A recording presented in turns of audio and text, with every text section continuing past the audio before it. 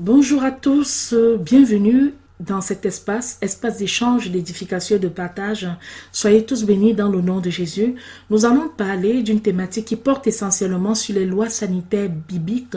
Nous allons pouvoir voir que les gestes barrières qui font la une aujourd'hui de nos médias et puis de nos institutions tirent leur inspiration de la parole de Dieu. Mais je vais commencer par vous partager cet extrait de 2 Timothée 3, 16 et 17 qui nous dit ceci. Toute écriture est divinement inspirée et utile pour enseigner, pour convaincre, pour corriger, pour instruire dans la justice, afin que l'homme de Dieu soit accompli et parfaitement propre pour toute bonne œuvre. Et si nous remontons un peu plus en avant, les versets 14 et 15 nous disent: pour toi, demeure ferme dans les choses que tu as apprises, qui t'ont été confiées, sachant de qui tu les as apprises, et que tu as dès ton enfance la connaissance des saintes écritures, et que tu as dès ton enfance la connaissance des saintes lettres qui peuvent t'instruire sur le salut par la foi qui est en Jésus-Christ. Lorsqu'on regarde, lorsqu'on analyse un peu ces textes, nous comprenons qu'il est nécessaire de rester ferme dans ce qui nous a été enseigné. Parce que ce qui nous a été enseigné nous aidera à nous accomplir progressivement afin que nous soyons propres pour toute bonne œuvre. Il est également dit que l'Écriture vise à nous inspirer parce qu'elle aussi, elle est divinement inspirée par Dieu, mais surtout à nous enseigner, à convaincre, à corriger, pour que nous puissions être instruits dans la justice. Ça, c'est très important. Ce que je pourrais dire, c'est que face à la lutte contre la maladie en général, ou alors contre les maladies même infectieuses, les épidémies et les pandémies, et en l'occurrence celle qui est en date, le coronavirus COVID-19, les spécialistes du monde entier, les scientifiques de renom rivalisent les uns les autres pour poursuivre une quête sans fin des derniers arcanes en matière de santé. Des sommes et des budgets colossaux sont mis à contribution, des mesures, des méthodes, des prescriptions parfois non expérimentées sont décrétées afin de voir dans quelle mesure contrer la propagation du virus. Alors, si nous jetons un regard un peu en arrière, hors un monde sous pandémie, nous pouvons de toutes les façons constater que de tout temps, dans les pays très développés, les budgets qui sont alloués à la santé, et je voudrais même dire à la science, mais surtout à la santé ou à la médecine, sont bien plus élevés que dans les pays pauvres. C'est normal. Mais il est important que nous puissions aussi avoir un certain recul. Nous devons aussi comprendre, mes bien-aimés, que parfois les résultats ne suivent pas toujours. Il y a trop de personnes qui sont malades dans le monde entier. Des millions de personnes qui souffrent de problèmes cardiaques, de cancer, d'AVC, de diabète, de VIH et d'autres maladies. Sans parler également de ceux qui souffrent des troubles psychiques et j'en passe les détails. Il y a même des personnes aussi qui ne sont pas véritablement malades ou qui sont malades mais dont la maladie ne nécessite pas forcément une hospitalisation. Ces personnes aussi suivent un traitement, prennent des médicaments. C'est comme ça que nous pouvons constater que le monde en général, une surconsommation des médicaments. En même temps, les scientifiques également sont toujours à l'affût de tout ce qui pourrait contribuer à améliorer la qualité de la santé et également les citoyens qui suivent justement cette course effrénée pour la meilleure recherche coûteuse, comme si en fait on pouvait s'offrir une certaine éternité sur cette terre. Malheureusement, cela ne produit pas toujours la santé de qualité et la paix de l'esprit souhaitée. Face à ce constat où on voit toujours que la maladie continue de faire rage et même les anciens pandémies autrefois vaincues, parfois rémergent encore, on peut se poser la question de savoir pourquoi cela. Y aurait-il une dimension manquante à nos connaissances qui nous permettent de jouir d'une bonne santé? La question mérite d'être posée. Parce que pourquoi il y a autant de personnes qui continuent d'être malades, malgré les progrès de la science, malgré les progrès de la médecine, et même malgré les avancées poussées entre la technologie et la médecine? Pourquoi autant de personnes continuent d'être malades? Pourquoi le nombre de personnes atteintes par exemple du cancer continue de croître? C'est autant de questions que nous devrons nous poser. Une chose est certaine, tous les savants ou presque s'entendent quand même sur le fait que le système de loi sanitaire des 100 premiers livres de la parole de Dieu est le premier qui ait été établi de toute l'histoire de l'humanité. L'un d'eux même se permet de les appeler les chapitres remarquables de la médecine de l'Antiquité. Un autre reconnaît que ces lois reposent sur de solides fondements scientifiques, même si on les compare aux découvertes de l'ère moderne. Il ajoute que de tous les codes médicaux de l'Antiquité, aucun n'est aussi complet ni approfondi. Selon un autre encore, ces lois dépassent d'une façon incroyable les connaissances de l'époque et les Israélites sont les fondateurs de la médecine préventive. Je ne dirais pas les Israélites parce qu'ils n'ont rien inventé, c'est plutôt Dieu qui a tout prescrit, qui a tout ordonné.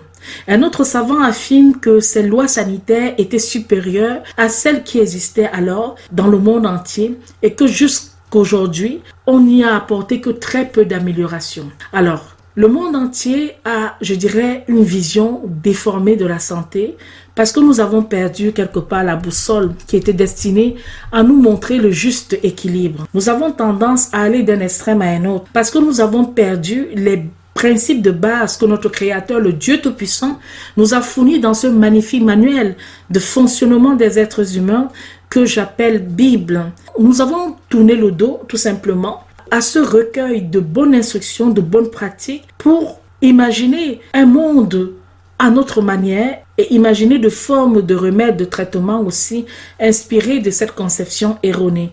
Alors, beaucoup de personnes ne réalisent pas que notre Seigneur est réel, il est vivant et il est disponible pour tout le monde, pour toute personne qui voudrait s'approcher de lui.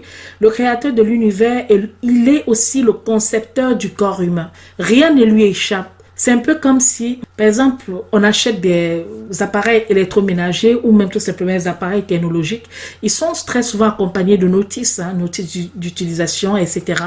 Et vous lisez la notice, vous apprenez progressivement à connaître le fonctionnement. Mais de connaître le fonctionnement d'un appareil ne signifie pas que vous serez capable de le concevoir et de le fabriquer aussi. Donc, il faut faire très attention, être très rempli d'humilité. Ce Dieu qui est le concepteur de l'homme, de l'humain. Vous pouvez apprendre tout ce que vous dira la biologie et plein d'autres matières qui traitent de ces questions-là, mais votre connaissance ne saurait même être comparée à celle de celui qui a créé l'homme. C'est très important qu'on fasse un peu le parallèle par rapport à ces dimensions-là. Alors, il y a dans la parole de Dieu des dizaines de versets bibliques qui traitent de ce sujet-là. Quoique certains individus mélangent santé et religion au point d'en devenir fanatiques, ce n'est pas notre propos. Si on retient quelques principes bibliques qui régissent la santé, cela pourrait être pour le bien de tous et cela pourrait être remarquablement parfait pour nous aider à un certain équilibre et surtout une application de bonnes pratiques, puisque la tendance actuelle est de savoir quel type de gestes barrières nous pouvons appliquer afin justement de nous prémunir de quoi que ce soit. Inspirons-nous aussi de la Bible. J'en invite d'ailleurs les personnes qui ont l'autorité, toutes les dignités, de s'inspirer de ces codes bibliques afin que nous puissions comprendre que la Bible n'est pas seulement un livre spirituel, mais il est aussi un livre qui est rempli de nombreux traités, tant sur le plan de santé, de la diététique et bien d'autres domaines encore. Cependant, je rappelle aussi que le Seigneur nous donne des principes de base pour nous aider à diriger nos choix personnels de façon, à ce que nous puissions jouir d'une très bonne santé et échapper aux maladies. Si le Seigneur est le guide, ce n'est pas un Dieu totalitaire qui nous impose, il nous donne une série de guides et à nous d'en faire bon usage, de savoir que voilà, je dois éviter ci, je ne dois pas faire ça pour être dans de très très bonnes dispositions. Je rappelle que dans la parole de Dieu, c'était le travail réservé par exemple aux sacrificateurs et aux lévites de pouvoir identifier et diagnostiquer les maladies et appliquer des mesures qui s'y imposaient. Ils dispensaient des enseignements sanitaires de base et orientaient justement les politiques de santé publique. Ce que je peux dire encore, c'est que en dépit du fait que toutes ces pratiques datent de quelques milliers d'années déjà, ces pratiques continuent d'être d'actualité et ô combien nécessaires et surtout pour faire face à toute forme de pandémie. Dieu a révélé dans la Bible des vérités fondamentales que la science même médicale a mis des dizaines de siècles à confirmer. Il est regrettable que beaucoup de théologiens n'aient pas compris la valeur des principes de santé enregistrés dans les Saintes Écritures. Ils en ont en conséquence failli d'accomplir une importante fonction qui leur avait été assignée par Dieu. Prendre la parole de Dieu et considérer seulement que la parole de Dieu renvoie exclusivement au spirituel, c'est dégager juste une partie de ce magnifique et complexe livre. La parole de Dieu traite également des questions physiques, mais la parole de Dieu ne distingue pas le spirituel du physique. C'est-à-dire que il y a une articulation autour de plusieurs pôles, mais ces pôles sont imbriqués, sont en corrélation et sont intercorrélés les uns vis-à-vis des autres, que ce soit le physique, que ce soit l'âme, le mental et le psychisme, que ce soit également le spirituel. Tout cela est parfaitement articulé afin que nous puissions avoir un certain équilibre. D'ailleurs, le psaume 119 au verset 159 nous dit « Considère que j'aime tes ordonnances éternelles. Rends-moi la vie selon ta bonté. Le fondement de ta parole est la vérité et toutes les lois de ta justice sont éternelles. Des princes me persécutent sans cause, mais mon cœur ne tremble qu'à tes paroles. » Deutéronome 4, 8 nous rappelle encore « Et quelle est la grande nation qui ait des lois et des ordonnances justes comme toute cette loi que je vous présente aujourd'hui. » Psaume 19, 7 « La loi de l'Éternel est parfaite, elle restaure l'âme. Le témoignage de l'Éternel est véritable, il rend sage l'ignorant. » Autant de versets qui montrent que la justice de Dieu est éternelle et que sa parole subsiste à toujours et que voilà, que ces lois sont justes et que ses pensées, ô Dieu, semblent impénétrables, que le nombre de ses pensées sont très grands. Alors, nous allons tout de suite donc parler de la propriété de l'hygiène. Je rappelle encore que en ce siècle, en notre siècle présent, on oublie facilement qu'à une certaine époque, on entendait très rarement parler de précautions sanitaires, vraiment. Toutefois, ceux qui connaissent un peu l'histoire de la médecine se souviendront d'Ignace Philippe Semmelweis, qui, vers le milieu, on va dire, du 19e siècle à Vienne, essaya désespérément de convaincre ses collègues qu'il contribuerait énormément à la prévention des maladies infectieuses en se lavant tout simplement les mains. Semmelweis était assistant à la salle d'obstétrique à Krankenhaus, un grand hôpital universitaire viennois. Bien que cet hôpital soit de renommée mondiale, le taux de mortalité dans ces maternités y était terriblement élevé. Une patiente sur 6 mourait de fièvre après couche. Semmelweis en était profondément troublé et résolut de découvrir la cause de cette hécatombe. Certains de ses collègues attribuaient cette calamité à la peur ou à un empoisonnement de l'air. Aussi piteuses que ces suggestions puissent paraître, elles étaient le seul point de départ dont il disposait. Semmelweis s'engagea à découvrir la cause réelle. Placé à la tête d'une des salles d'obstétrique, il prit soigneusement note de tous les faits et inscrivit toutes ses observations. Peu de temps après, il en était arrivé à une conclusion, mais celle-ci semblait si simple qu'il osait à peine l'avancer. Quelques observations de plus, il fut convaincu. Il avait remarqué par hasard que le taux de mortalité était beaucoup plus élevé dans la section où les étudiants en médecine et non les sages-femmes examinaient les patientes. Il lui avait été facile d'établir un lien plutôt général, mais il eut plus de peine à mettre le doigt sur la cause exacte. L'horaire quotidien des internes lui avait vaguement suggéré une solution. Semmelweis avait remarqué que la toute première tâche des médecins et de leurs étudiants était l'autopsie des patients décédés au cours des 24 dernières heures. Puis, sans aucune précaution hygiénique, professeurs et étudiants passaient de la salle d'autopsie aux salles de maternité pour examiner leurs patientes vivantes. Donc, il n'y avait pas du tout de lavage de mains. Les étudiants et leurs médecins quittaient la salle d'autopsie pour aller directement en salle de maternité. Semmelweis établit une nouvelle règle quelque peu étrange dans sa salle de maternité. Docteurs et étudiants en médecine étaient obligés de se laver soigneusement les mains avant d'examiner une patiente. Le taux de mortalité descendit presque à 0. Un mois plus tard, dans cette salle, une patiente seulement sur 42 était décédée. 2 mois après, le taux de mortalité demeurait à une patiente sur 84. Semmelweis avait trouvé la solution. Mais avant d'aller plus loin encore sur les découvertes de Samuel West, je vais un peu m'attarder sur le personnage. C'est un médecin hongrois. Il est né en 1818, il va mourir en 1865.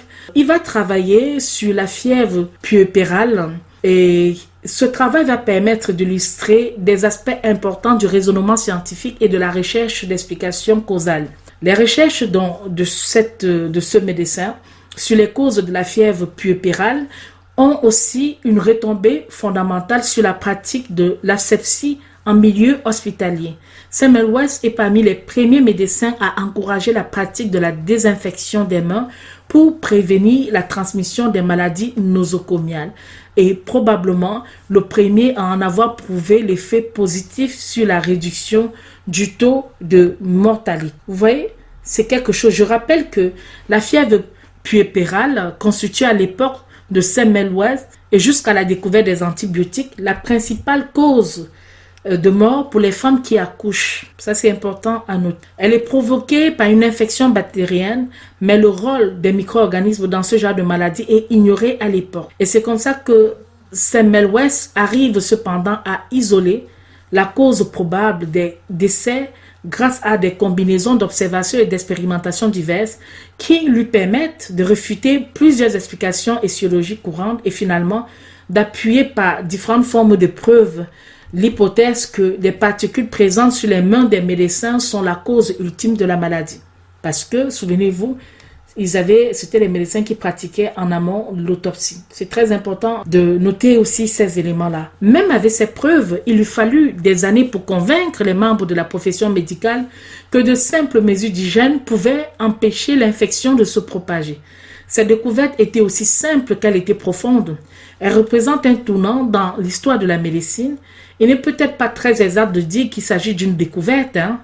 On devrait plutôt l'appeler redécouverte, puisque plus de 3 millénaires ou bien plus encore avant les observations de Samuel West, Moïse avait transcrit des commandements détaillés. Vous les avez dans le livre des Nombres au chapitre 19, livre de Lévitique au chapitre 13 à 15, qui s'orientaient très évidemment dans le même ordre d'idées.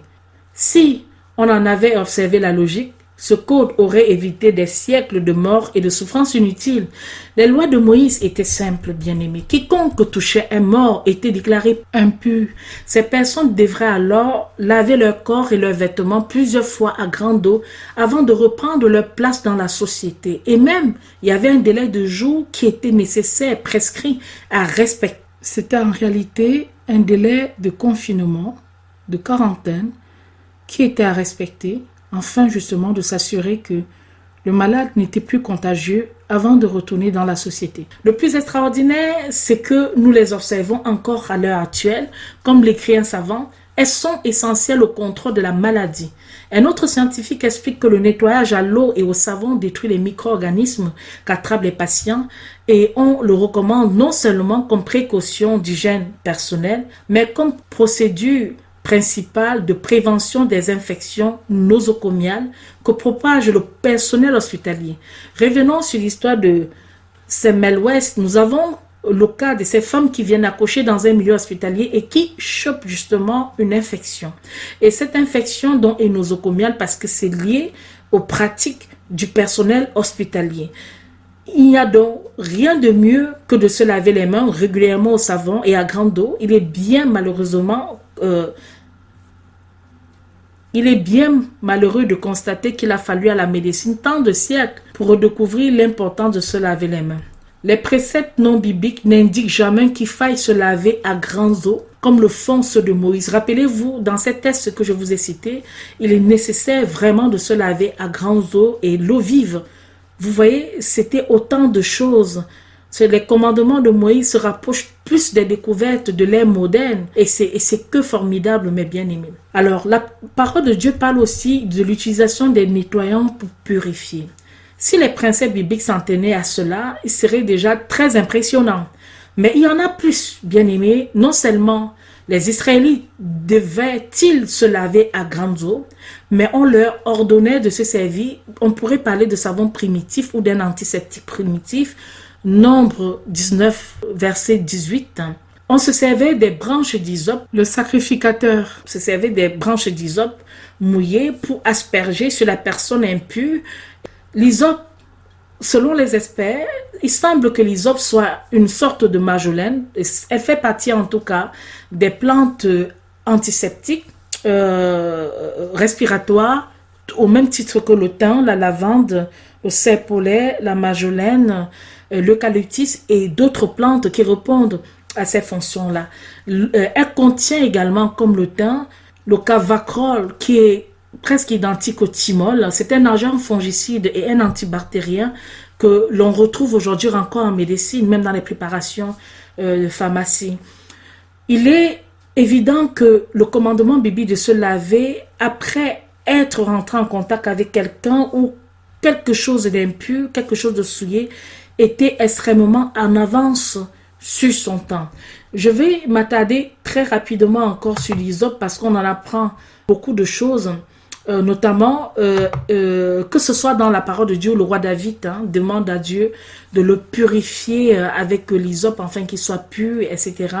Je rappelle quand même que l'hysope a beaucoup de bienfaits et déjà l'huile essentielle d'hysope est souvent utilisée aussi pour traiter les problèmes liés au système respiratoire et digestif. Elle peut aussi servir pour soulager les douleurs articulaires, les douleurs dentaires et les douleurs au tympan.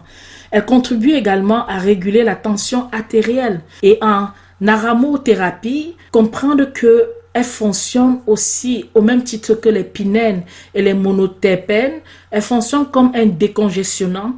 Donc, elles sont souvent utilisées pour fluidifier le mucus dans les membranes du système respiratoire. C'est très important.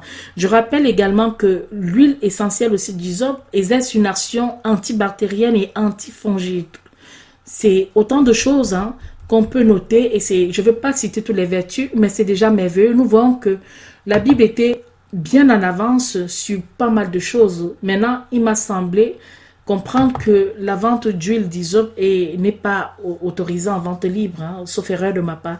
Mais dans tous les cas, nous avons vraiment des principes qui sont très forts et qui sont indispensables. Nous avons aussi la propriété qu'on peut noter dans la parole de Dieu en ce qui concerne les ordures ou les déchets. Nous pouvons, au niveau du livre, par exemple, de Deutéronome 23, les versets 12-13 et Lévitique 17-13, nous voyons qu'il y avait une disposition appropriée des excréments et du sang humain hors du camp.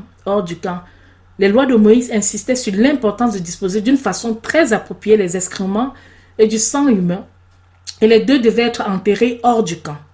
Les experts en médecine expliquent qu'en observant ces lois, on minimisait la propagation des microbes et on hâtait la décomposition des substances nuisibles qui se faisaient manger par des micro-organismes qui vivent dans le sol. De plus, une fois enterré, le sang ne risquait plus d'attirer des insectes porteurs de maladies, ni de servir de milieu de culture des bactéries. Bien sûr, aujourd'hui, l'importance de ces commandements ne frappe plus, car dans notre société industrielle, il est tout naturel de se débarrasser des ordures d'une manière hygiénique. Comme, nous sommes dans un monde assez où il y a des toilettes, il y a un certain nombre d'équipements, mais comprenez que il y a encore aujourd'hui des milliers de personnes, des millions de personnes qui meurent chaque année par des maladies causées par un manque d'hygiène. Il ne faut pas oublier que les lois dont nous parlons avaient été prescrites à un temps où les villes et les villages n'étaient rien que des morceaux de fumier habités. Les constructions étaient très archaïques et très rudimentaires. Regardez avec ce qui se passe justement avec ce coronavirus Covid-19. Nous sommes encore en train de retourner à cette époque où on insiste sur l'hygiène, on insiste sur la propriété, ou aussi on insiste sur une certaine distance dans les rapports des uns et des autres. Dans le monde, je rappelle, les maladies intestinales comme la dysenterie, le choléra et le typhus sont sous contrôle. Ce qui est vraiment tragique, bien sûr, c'est que l'on aurait pu éviter des morts précoces, beaucoup de choses, même dans les sociétés les plus simples, même dans les sociétés les plus démunies, si on respectait les commandements de Moïse. Et ça fait vraiment, ça fait mal. Parlons aussi du lien entre la contagion et la maladie. La contagion, c'est un autre principe fondamental de la médecine moderne. Et je rappelle que nous voyons dans la parole de Dieu plusieurs cas où il est nécessaire justement, si vous voulez, de mettre des personnes qui sont dites souillées, qui sont malades et qui peuvent transmettre leur maladie hors du camp. Donc la mise en quarantaine ne date ni d'aujourd'hui ni d'hier, mais elle est vraiment historique, elle est vraiment très ancienne, très primitive en fait. Et rappelons aussi que la mise en quarantaine visait justement à s'assurer que la maladie ne devait pas se propager au milieu du peuple. Dans les chapitres 13 et 14 du livre de Lévitique, nous avons des solutions très précises à la maladie. La première étape, c'est la reconnaître et la diagnostiquer. C'est le sacrificateur qui le faisait.